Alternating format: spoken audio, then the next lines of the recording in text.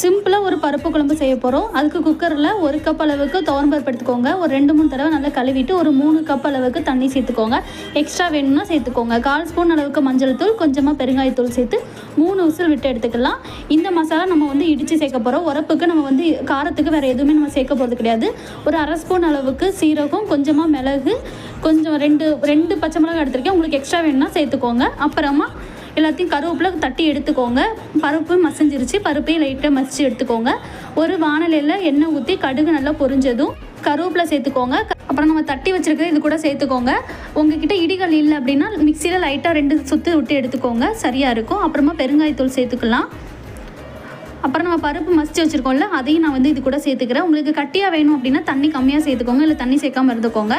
தேவையான அளவுக்கு உப்பு சேர்த்துட்டு 2 கொதி வந்ததும் கொஞ்சமாக மல்லியில சேர்த்துக்கோங்க. மல்லியில போடலைன்னா கூட பரவாயில்ல. அவ்வளோதான், பருப்பு குழம்பு ரெடி ஆயிடுச்சு. இந்த வீடியோ பிடிச்சிருந்தா லைக் பண்ணிட்டு சப்ஸ்கிரைப் பண்ண மறந்துடாதீங்க.